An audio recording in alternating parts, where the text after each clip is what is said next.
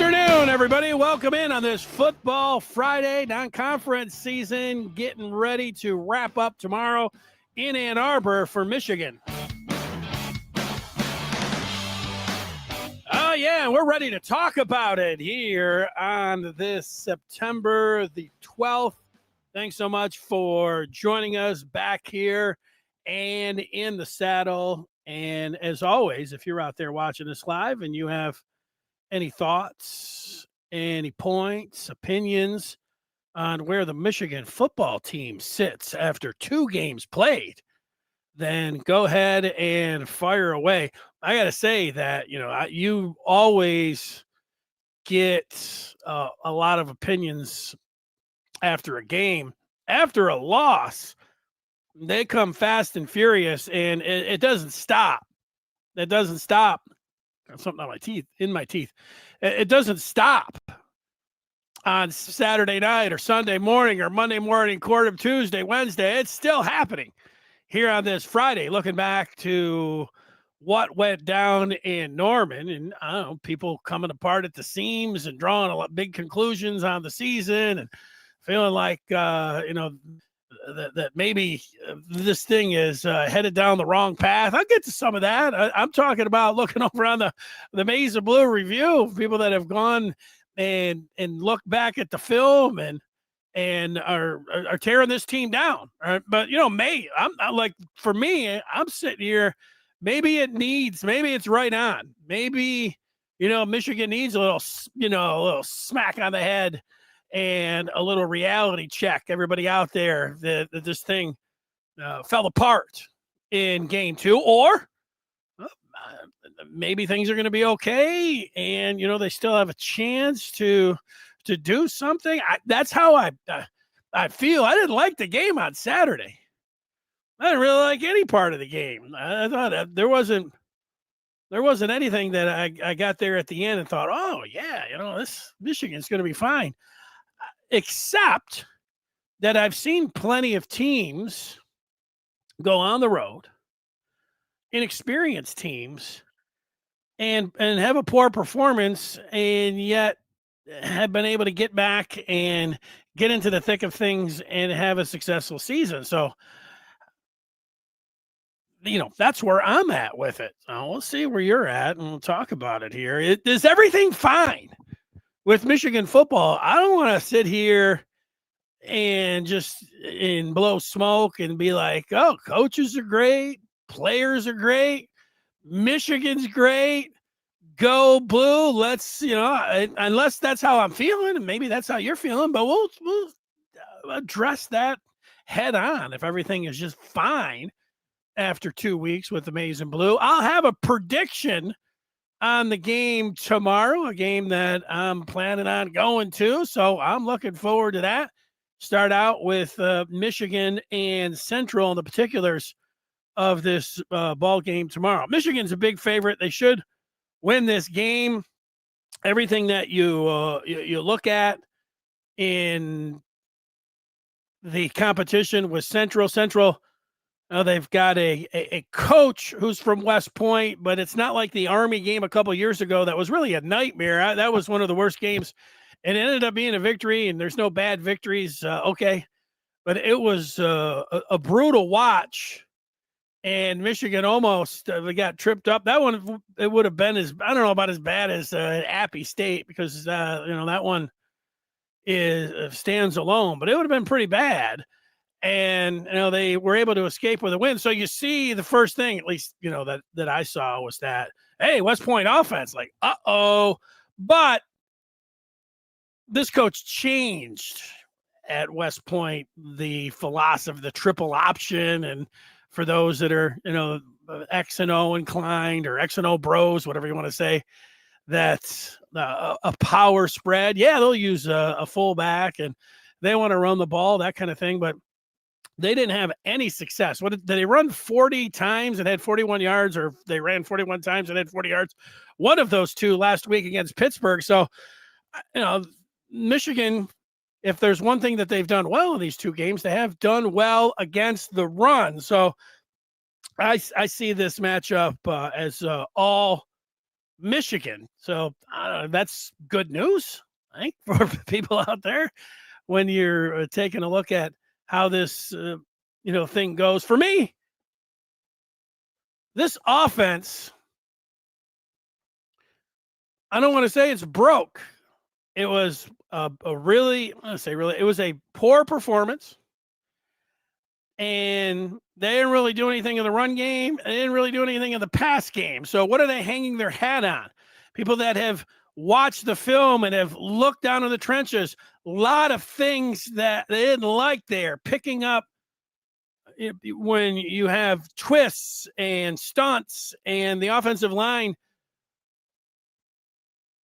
have a tough time picking some of those things up. You say, well, why? Is it talent? Is it coaching? Is it correctable? I don't know. And on those three things. But when it comes down to the offensive line, if Michigan is having a problem with their offensive line because of any of those things, they're in trouble. Their head coach was an offensive lineman. The whole reason that Michigan took off post-pandemic was because of their offensive line and their approach to ground and pound and smash. So if they've gotten to this point where they are less than with the talent that they're putting out there with the big uglies, then they're in trouble. It doesn't matter if they got Bryce Underwood or if they got 11 Bryce Underwoods, they're going to be in trouble. And the coaching, again, a coach that played the position, who's been on side of that side of the ball, and a young coach in Grant Newsome. I don't know if you're tearing him down, if he's not getting the development, if he doesn't have these guys, then they got big problems. I'm not ready to, I'm not panicking. It sounds like I'm panicking, but I'm just maybe need to bring it down a couple notches. Maybe I just need to take a couple deep breaths here. I think for tomorrow, what needs to happen is that Michigan needs to get some rhythm on offense. And the running game needs to complement the passing game and vice versa. They need to play off of one another. They need to score some points. And then, on defense, stuff the chips. And then we'll find out if how good or bad or how, what really happened last week, if it's going to be a tell when they go to Lincoln. But when you're a heavy favorite and you're coming off a loss like they did, being able to just go out and beat a lesser than opponent, I don't foresee anyone, just throwing a big party on Saturday afternoon saying, oh, everything's great. But you can, you got to be able to just do what you can do in front of you. And that's try to get better. You can look better and get some rhythm. And if you see an offensive line that doesn't have what, you can see with, your two eyes, any glaring mistakes, if they look like they're handing players off, making the right assignments, getting into the, all of those type of things, then maybe they're going to have a chance to go to Lincoln and all is not lost. So, a deep breath and let's see them go out and get some rhythm on offense. Now, that's where I'm sitting, and that's what I want to see, and that's what I think right out of the gate here. You're out there. I like to hear your opinion and what you're thinking about. Robbie is talking about get right. Yeah, feel good, get right. That's it. Let's see if it'll open up a bit for Bryce tomorrow at noon. Yeah, I don't, Bryce is a topic in and of itself about things opening up for him. He was way better than I expected in the opener, and then he played about like, you would expect an 18-year-old, even a future superstar and number 1 overall pick, he was sloppy at times, missed a lot of passes, wasn't really able to throw the ball that well. Had a couple. I mean, it wasn't, just the worst thing ever. But he played like a freshman. I don't know. People get scared. They want to go everywhere else. I'm not saying anybody in particular, but I think by and large, Michigan fans, they don't want to say anything negative about Bryce. Oh, why would you say anything about Bryce Underwood? Well, because he played like a freshman. I watched the game, and if you watched the game and didn't come away with the same opinion, that's okay. I'm here to get mine. And I know a lot of people, it's a culture now in sports of we all demand a knee-jerk reaction and an overreaction Monday. We are all told that's what we need. And, but I'm trying to not overreact on anything. And I find myself being able to, even with Underwood, if he throws a pass and it's not very good, I'm not going to say, well, somebody else would have caught it. They need better. And sometimes it's right, but he didn't have that. He played like you would expect. Now, look, if I was a writer, I think it's M Live went out and got a quote from, I think it was his former coach, a high school coach, and the former high school coach is like, sound like they're doing him dirty. They don't treat him like a freshman. He's not a freshman. Like they would have won the game if he was, calling the shots there. That's great. There's nothing against, I don't know the guy. And I know that everybody, loves Bryce Underwood and thinks he's, instantly the greatest quarterback of all time. It's almost absurd that we're sitting here talking about that after 2 games, that he should be the greatest. He's not a freshman. He's instantaneously the greatest quarterback ever. And they should treat him like that. And yet this coach who had the quotes about that they shouldn't treat him like that, he's doesn't play like a freshman and he's not a freshman. He played like a freshman and he is a freshman. So I don't know what he was talking about. He had some lively quotes and got people all fired up. But if I was asking him the question, I'd have said, he actually to me looked like coach. He looked like he played like a freshman.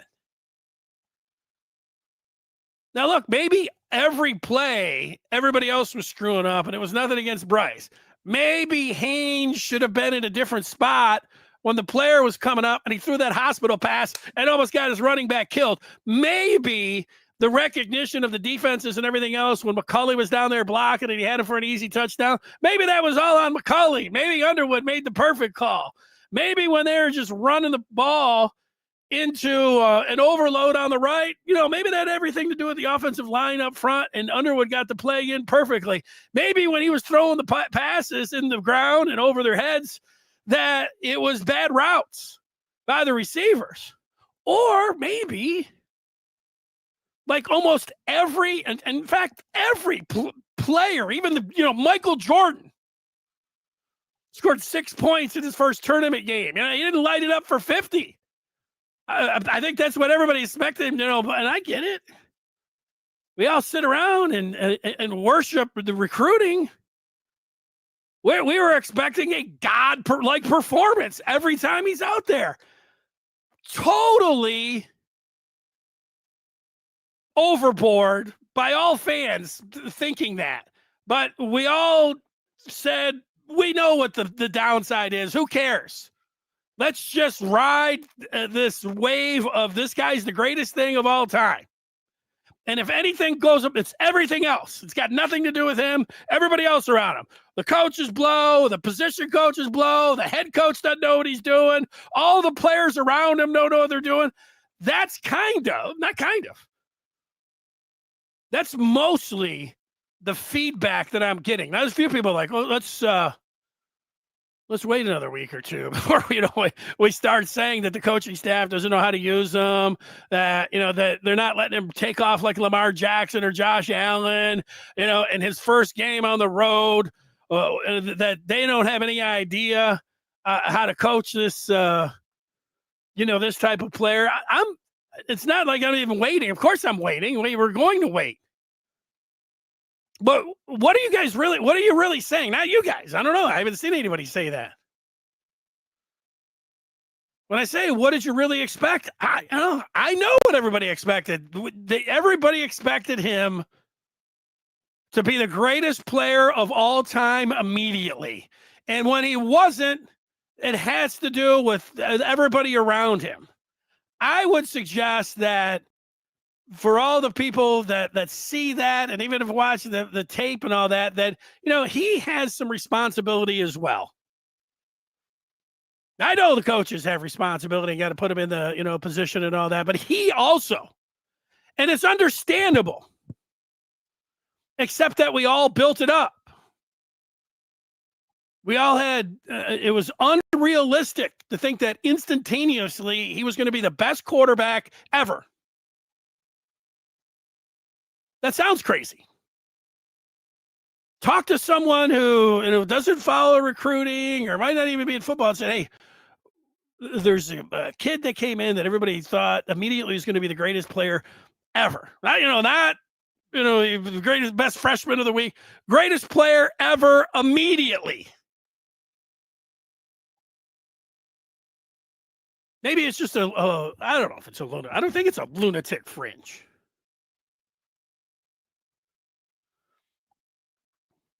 Jake is talking about people relaxing. That's just the first sentence. That sounds like a nice suggestion. Let's relax. Let's sit back. I'm going to relax a little bit. How long have I been screaming? 20 minutes almost. 17. Michigan is 4-1 in their last 5 wins against Ohio State, Bama, and one loss being a 2-score loss to a very good team on the road. Michigan will only get better. Everything will be fine if we beat Nebraska. The O-line has to move the ball to keep our D rested. Yeah, the O-line needs... The O-line was a question mark heading into the season. The O-line is a question mark as we sit here today. They've got injuries, and they didn't look good on film for people that broke it down and were looking at every single play. I did not look and grade every single play, and I know the offensive line, but I knew that the offensive line didn't play well. But the film revealed that these guys, apparently there's people that, these guys, they can't walk and chew gum at the same point right now. But maybe that'll get better. Jake talking about not having Klein. Yeah, well, the pass catchers need to step up. They're the second question mark heading into the season, and they continue to be a question mark. Offensive line and the pass catchers. I'm with everyone on that. Both of those units have gigantic question marks at them, and they need to play it better. Say a lot better. They need to improve. They need to get better, and it needs to start tomorrow. And then we'll find out if this team will figure some things out. I think you can you go tomorrow, have some fun, watch Michigan, and say, okay, are they getting together? John is talking about slinging around. Yeah, I think ultimately maybe that is going to be, I know it's kind of, I don't know if John, you're being flippant. I know last week I was yelling at John, and that's not something that I'm proud of, but I don't think tomorrow that's really the thing. I know people want to run Bryce. John talking about slinging around. I want to see, it's almost like you have two factions working against each other. I want harmony. John, I want a running game to complement the passing game. I know. I just watched the Lions for the last 2-3 years with Ben Johnson at the controls, and you would watch, and sometimes it almost feel like that you're watching Chris Collinsworth watch Sunday Night Football. The last,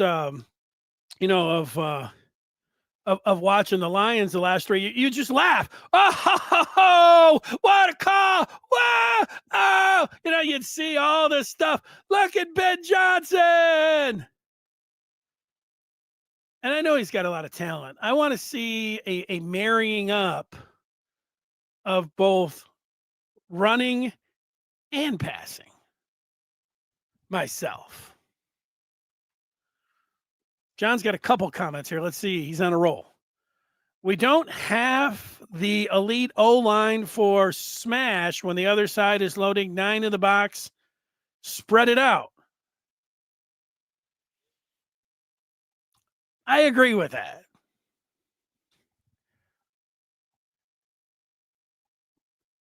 You'd love to sit with the coaches when you're running into, for the million times you hear coaches talk that they've got the plays in. Would any coach say, yeah, we want to run into a heavy box? That's the part that I sit here too, John. No, that seems so. I'm not saying that you're simplistic. It seems very simplistic. If Michigan has a run call in, and you look up, and all of the guys are standing in the box, isn't that when you back off and say count and call something else?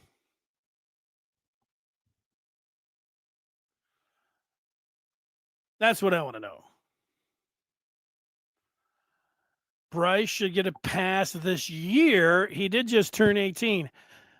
I think when it comes to getting a pass, I think Bryce gets a pass on the road at Oklahoma, being 18 years old and not putting the team on his back and not having a great game. I'm not sitting over here. Oh, Underwood, he needs to be better. It's to be expected. I think a pass at Oklahoma. I think the coaches, I almost want to give them a pass for understanding that they had an 18-year-old and that they, even though it didn't work at all, they thought we're going to smash our way and protect our quarterback. Good idea, but it didn't work at all. So, not that they're going back to the drawing board, but it is getting to a point, not tomorrow against Central, but when they go to Nebraska, the approach can't be, let's run the ball, possess the ball. That's the only way. It's going to be, Bryce, it's your world. There's nothing. You can run it anytime. We're calling runs. You can throw it. The shift is going from ground and pound in 21, 22, 23 to it's Bryce's world. He's the chef and he is cooking. That's what it looks like is going to happen to me. That's what should happen. I'm going to say that is what will happen.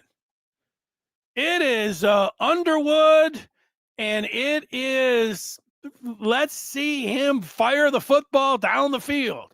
And if he wants to run it, let's see him run it. That's going to be their best way to win ball games based on what we saw with this team against Oklahoma. Got to play. I can't believe that they're looking at the film thinking, okay, yeah, we'll just make some corrections here. We're going to be all set. Does anybody think that that's what they think? Okay. Rico is saying he hopes Klein sits if he's still banged up. Well, he's got that ankle. Saw him with that. I don't know what if it was a brace. It's something on his ankle. And so, yeah, you think the severity of the ankle injury, I don't know if it was a high ankle. Or, sometimes you can get back out there. If it was a championship game, would he have given? Yeah, I don't think that Klein should play either tomorrow. I'm with you on that. That seems, let's say, obvious, but let's just say that I think that's there for it, right? All right. Rico's talking about Rod Moore playing. Yeah, well, they say they keep. He's got to be very close. I'm going to give them and everyone. I mean, I heard the report from Sharon Moore and just how close Rod Moore is. Now, sometimes you can have a little bit of a setback because you're out there and you're ramping up and whatever swelling or so it's a little bit of a guess. And they do want to get him some. If they feel like he's cleared and he's 100% and he's practiced, yes, put him out there because you would want to get him some reps before next week. Rod Moore's a great football player, but he hasn't played football in a long time. And it doesn't matter how much you practice. I know this sounds a little bit like Bryce Underwood. Rod Moore isn't instantaneously going to be the greatest safety in the world if he's just dropped in there against Nebraska. You could expect a ramping up, just like you would expect that with Bryce Underwood. I don't know, but maybe fans are able to understand that when it comes down to Rod Moore, not so much with Underwood. I don't know. But yes, let's see him. U of M with a post who says, I don't think they overcomplicate things, run the ball, make teams pay when they stack the box. We need an option 2 that consistently can move the ball. Toby doesn't like the horizontal game. The sideway passes, they don't work.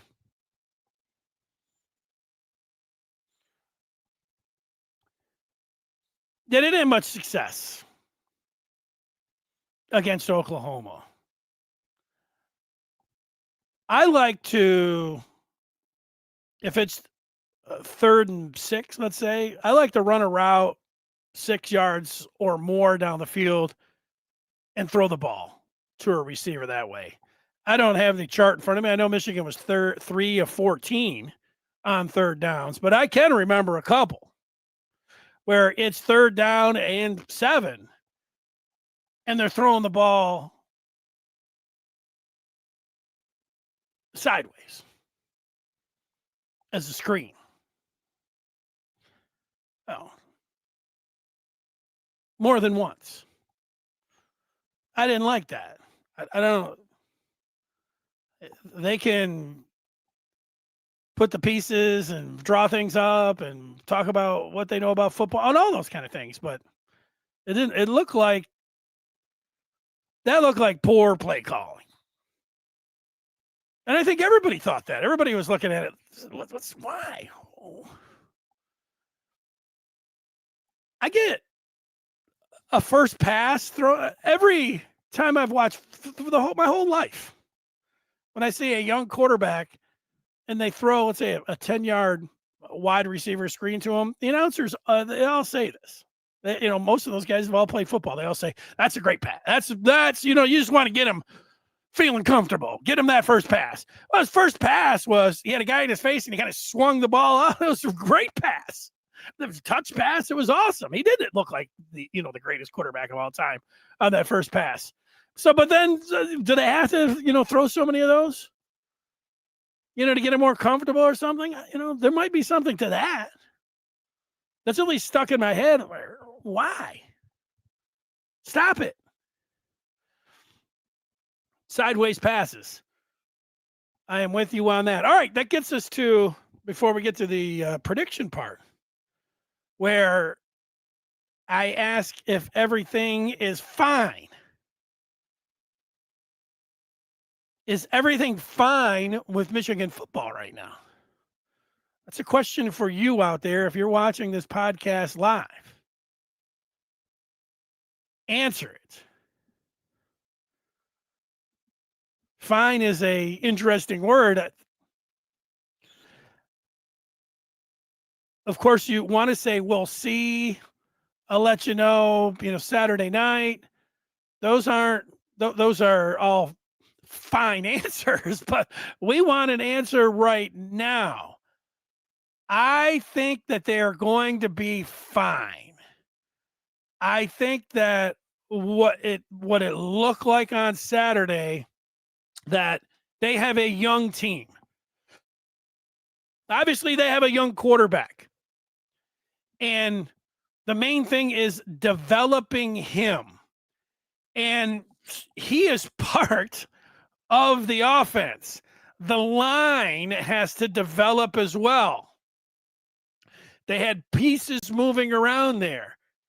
You know, Link started one game at left tackle. I know he's got 12 starts, and Sprague, you know, has got 2 total starts. There's not a whole list where you say, well, they can just lean on all of this incredible experience they have. Gio, who started, and then he got hurt, but he was over on the left side. That can take some time. The gelling, coalescing, is that the word the offensive line some people like to use? And now they've got some injuries. I talked to a former offensive lineman yesterday, and he said that they got to get better center play. He played. No more talking. Just go out there and do it. Hear those kind of things. But I think they can go out there and put together a better performance in totality with their offensive line against Nebraska than they did against Oklahoma. The thing that stands out to me with Nebraska is that Nebraska played their best game against Ohio State last year. So that, you know, that they've got this game. Nebraska hadn't played anybody, and they're not playing anybody tomorrow. They're underlined, circling, doing everything for this game. I know that everybody does that for Michigan, but they're really doing it for this game. And so we are going to find out a lot. Part of my prediction of heading into the year in saying that I thought Michigan would lose 3 games in the first 3 road games were the ones that I was going to pick, is that it wasn't a very experienced ball club. They had a freshman quarterback, and it was going to new offensive core. It was going to take time. But, you know, if you want to make the playoffs, you don't have much time anymore. If you want to call that the mulligan last week, am I going to be sitting here Saturday night, Sunday morning, Monday, talking about, well, all their goals are still available? You know, maybe. I don't know.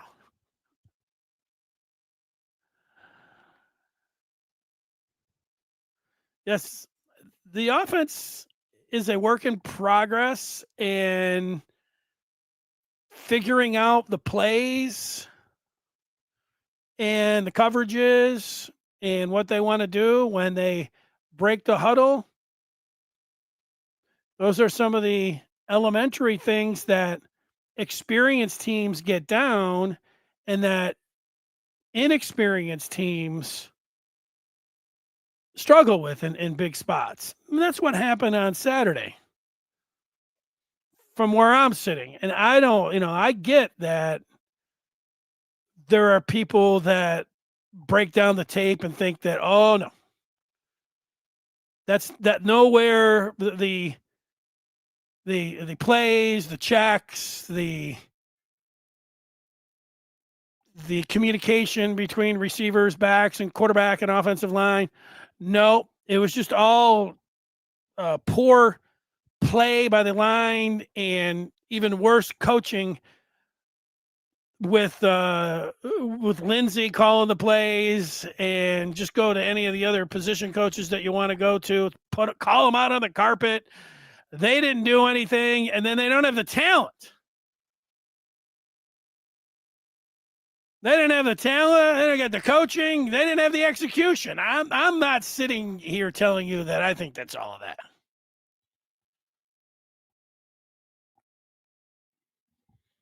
That's why, getting some rhythm, not telling everyone that our whole lives that what you actually do is overreact. And then telling people not to overreact. What am I? Who am I to tell anybody anything that way? Woo! Take a couple more here. A lot of examples. Chi-Town. Talking about it may take time to rebuild. College is different. Elite programs don't rebuild, they reload. Yeah, that's true. It's true. They do. You all picked the road loss at Oklahoma, but it was the way they lost. That's right. Yeah, I'm not, I'm not talking about Michigan rebuilding. I'm not getting to the point where I think this is a throwaway year. I know it sounds like there are people that are already bracing for that this is a throwaway year, that, this so many, after every loss, everything's going to become more magnified. And then you do have, the superstar quarterback, and then there's going to be all kinds of rumors about him. So they really need to not have this thing go sideways. They need to get this thing on track and not have a situation where you're talking about it being a rebuild. I am not anywhere close to being in that kind of situation. Can they lose 3 games and it, not be considered a rebuild? Yeah. I mean, it depends how things look. It was like Sam was saying, I expected them to lose against Oklahoma, but we didn't expect them to look like that. It was really worse than than the final score indicated. The offense put a goose egg up at half. They had 3 turnovers, essentially 3 turnovers. They got the pick from Metcalf. They got a roughing the punter, which is just like a turnover, but it doesn't go down to the stats. And then they got a muff punt. So they're 2-0 on the stat sheet, 3-0 in my mind. In turnovers, should be the winning ball games, whether it's on the road or not, if you're +3 that way. There you go. Woo! Yeah, I mean, that's just a little bit of throwaway here. Nobody's talking about that. Yeah. Yeah, Nebraska can't get here far enough. Rashad is talking about teams who reload have more 5-star players. Michigan recruited more 3-star players than Texas, OSU, and Georgia's of the world. So if you recruit those players, you better coach them up. Yeah, look, I'm at the point here. Michigan, these last 2 years, I know you can always go back and say, well, they just, they whiffed post Harbaugh with a recruiting class, and they're just getting back for these last 2 years. It's different now when you have the transfer portal.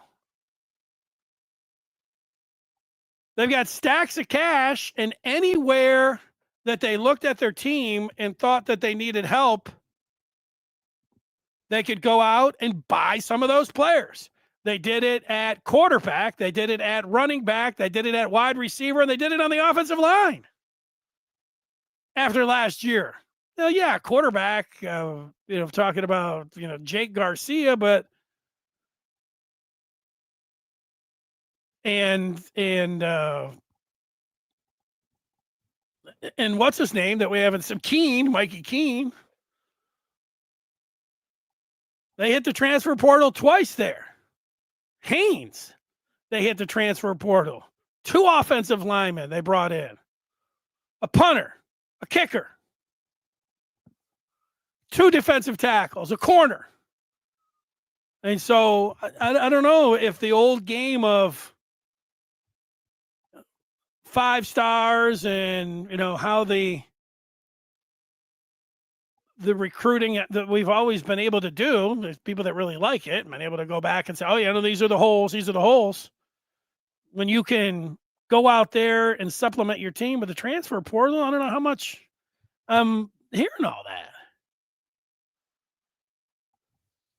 Sam talking about Coach Moore is trending down. I don't know. Coach Moore ain't around for 2 weeks now.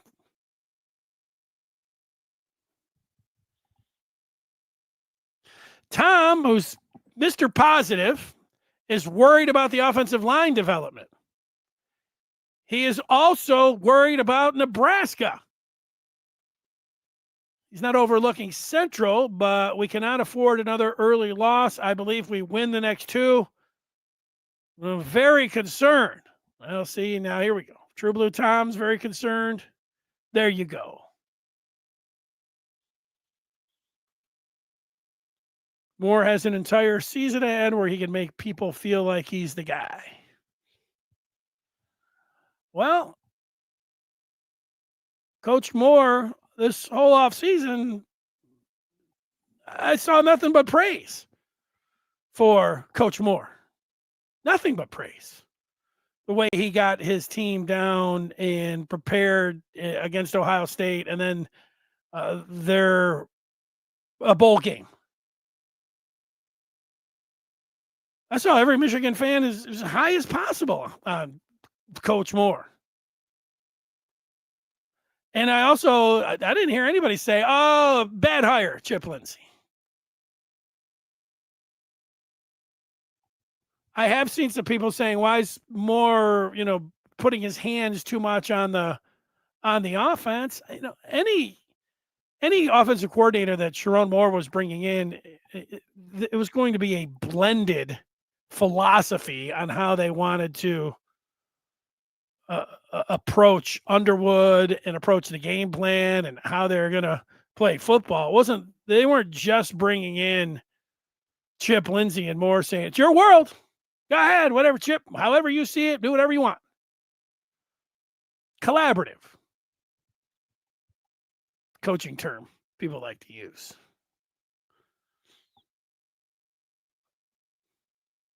Here's the O-line is not as tough without Harbaugh. Yeah, well, I don't know. It's tough following a legend, so everything falls short in comparison to Harbaugh. I mean, he's one of the greatest coaches of all time, and he's proven that in college and in pro. So there's going to be that part, and he left on top, so that's going to be another thing. So anything that it comes down to Harbaugh is going to be a downgrade, and it's going to be tough. I don't know. Couple more here. We'll give you the prediction. Rico says, just bring Minter back. I don't know. Is it Minter? Is that what we're doing now? Because Wink's going to leave for sure, or after once Wink? I don't know. Harbaugh did it, but there's not many guys. I mean, the Chargers are trying to win the Super Bowl. I don't think Minter's thinking about going back. I know you know that too.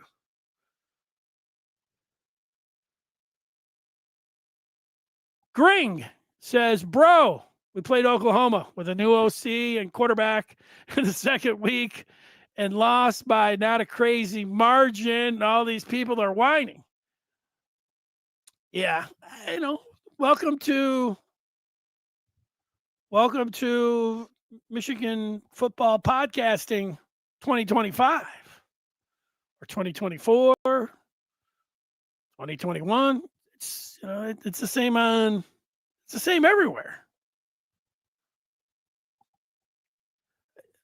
This is a little bit too level-headed. This is not what people.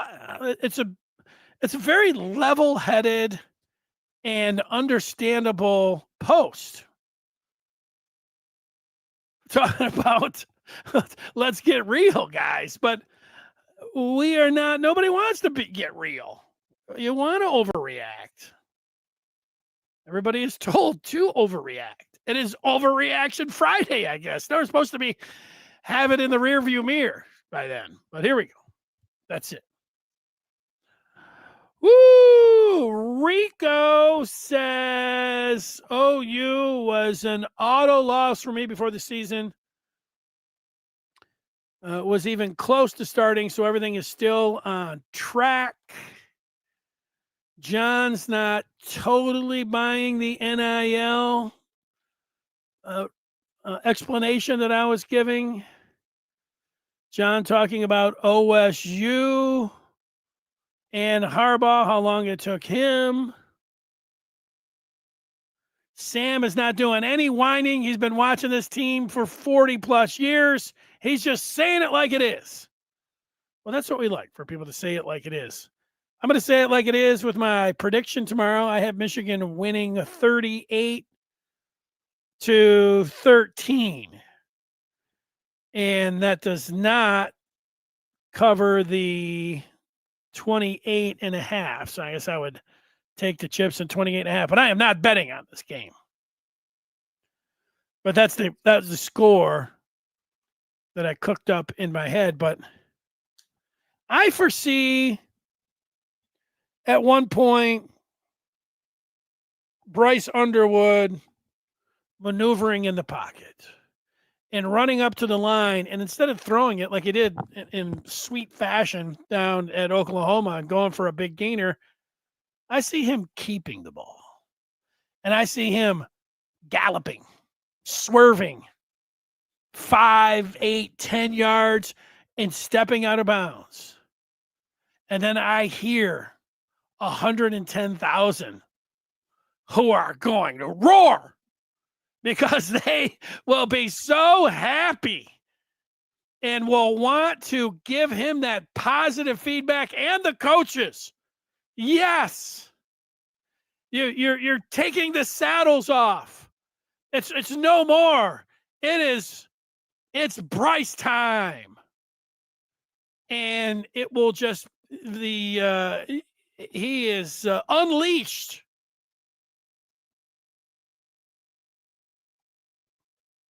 That's what I predict will happen in the game tomorrow. And then, they just need to, without throwing all of the cliches, the cliches are that way, that they just need to get better. But they do need to find some rhythm and feel good about themselves, because it was working against. I could tell, and so can you, when offense is in harmony and guys are getting each other backs and playing together and moving the ball down the field, whether it's running or passing. And it's just a wonderful thing to watch when it all comes together. And then when it's not, it looks like what happened this past Saturday. And you do have to understand that it is Central Michigan. So you can't be fixed. Everything's great. So, but it's the step that's in front of them, and it's the one that they have to take.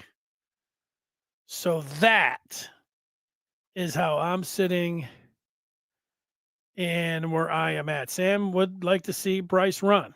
He's huge. Yeah, I think that, to me, it was understandable not wanting to have him take off against Oklahoma, or not calling that. I know that Chip said that they did have some in, and Oklahoma just defended it or whatever else. And then I know Sharon was like, yeah, you run quarterbacks, you better have two. And everybody's like, whoa, why are you saying that? I feel like they wanted to be a little bit safe with their prized quarterback in his first road game. And so they thought that they would go with their bread and butter, their identity, in a game on the road at Oklahoma. And I would have been in the meeting rooms. I would have said, I would have signed off on it. Maybe you'd have said, no, we need to run him. Or you're automatically, cutting this team's offense's legs out. You're going to lose this game. Maybe, we needed you in that meeting room because that's the voice they needed to hear because it didn't work. The game plan that I'm signing off on after the fact sounds stupid that I would be signing off on it. But I understood what they were doing.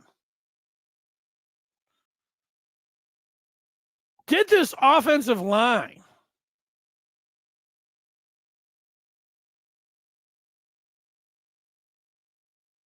blast through the Michigan defense in the spring and in the fall, only to get down on the field in Norman and then trip over their both feet and act confused? That's the part I don't know.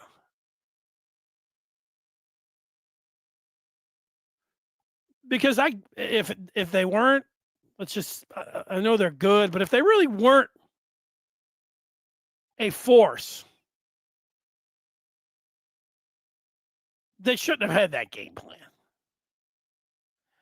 And if they really aren't a force, then they should be abandoning ground and pound immediately. And they should be ushering in the Underwood era of it's all him and let's let it fly, which is what I'm wondering if they're going to do. I don't think that is as bad as what some, a lot, most, all Michigan fans think. I just think that we don't handle losses very well. Nobody does. We're all conditioned to think that the world has ended after a loss, and so we just got to go out there tomorrow and then you can say, hey, we're on to Nebraska. Because at least then you can say, hey, all right, it's not as bad. Well, we're not going to know tomorrow. But next week in Nebraska, we're going to have a lot better grasp on if this team is a fraud, if this team is a worthless piece of garbage, or no, I don't think it's that either. We're going to find out if this is a team or not. Starting next week.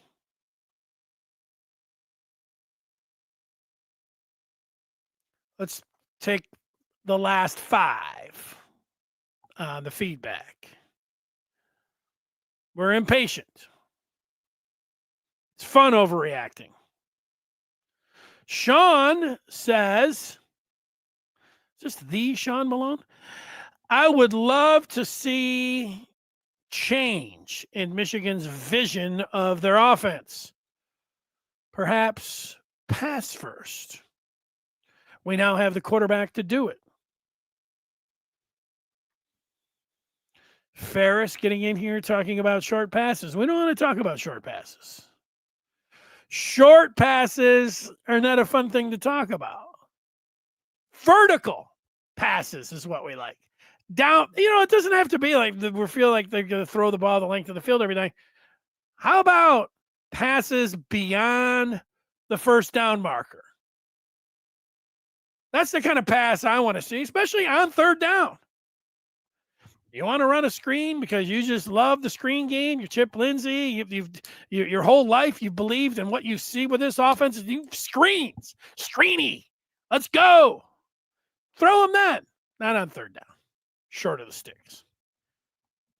I want to say that if I see a third down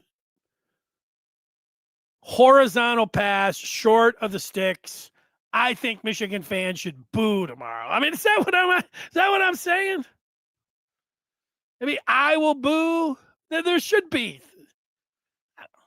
We're not at that. I'm not at that point. I'm not calling for booing yet. But in somewhere in my head, I think, you know what? I could understand why somebody might boo a pass thrown short of the sticks on 3rd down against Central.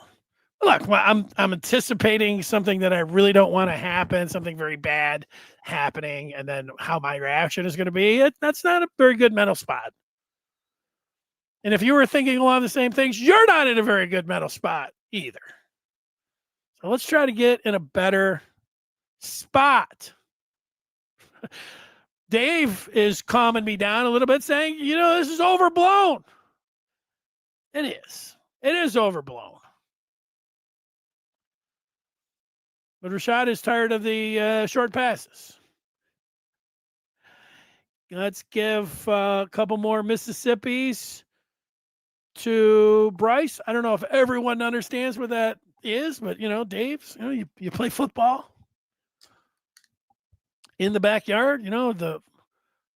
What's the 5 Mississippis? And then you can rush the quarterback. I have to say that where I grew up, we certainly did have a 3-4 Mississippis, but sometimes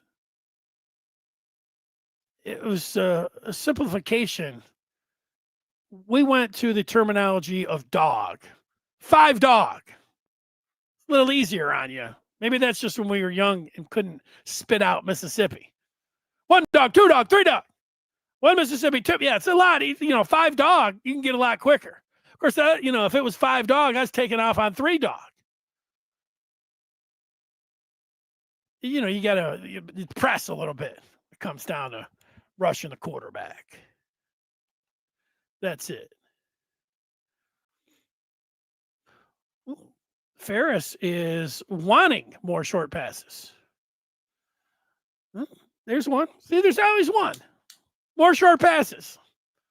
Ferris signing his name to it.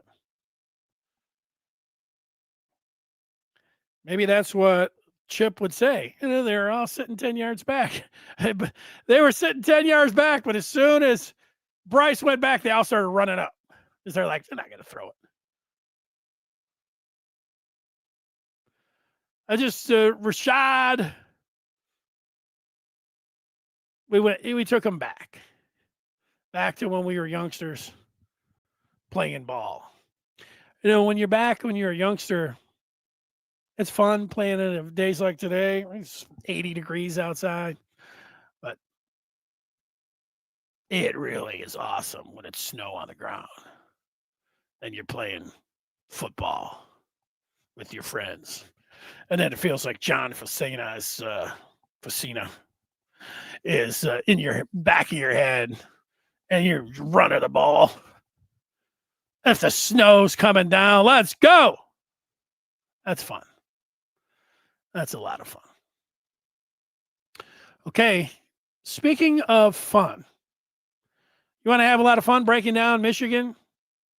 Every aspect, every grain, every thread of what's going on from the coaches to the recruits, then I've got something for you, and that is an invitation to join up the Maize and Blue Review by going to on3.com and then clicking the button that says Maize and Blue Review. I guarantee you will love it. You love Michigan, you love the Maize and Blue Review.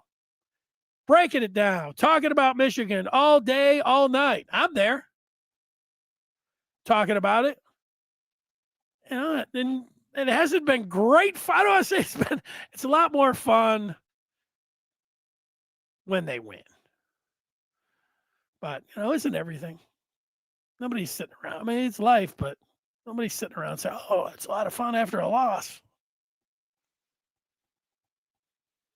I used to get angry. I knew a couple dudes that would work in Michigan State radio, and they would say things, and they thought they were like, oh, I love tuning in after a Michigan loss. Okay.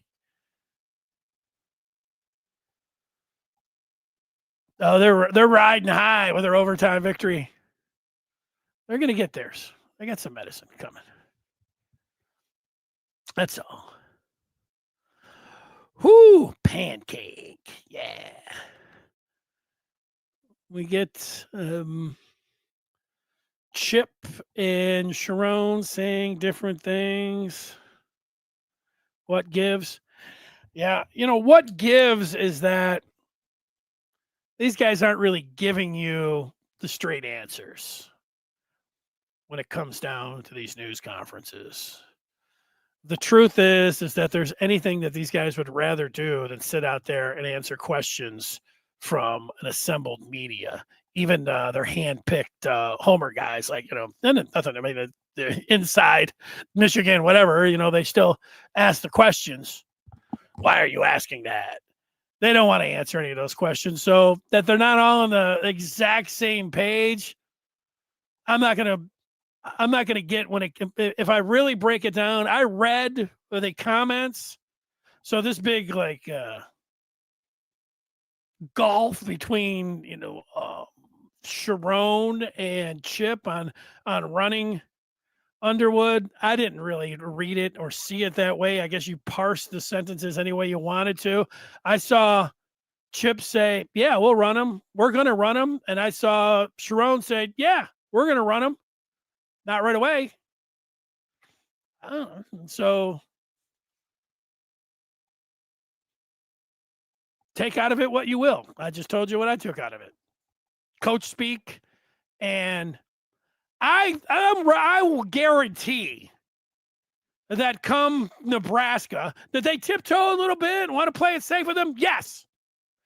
Do I think that they get to Nebraska with a loss and everybody, I don't want to say everybody coming after them, but do I think that they're just going to say, "Go ahead, Bryce, run it, throw it, let it fly, let him cook"? I do think that. If he's not running against Nebraska, then we've got a story.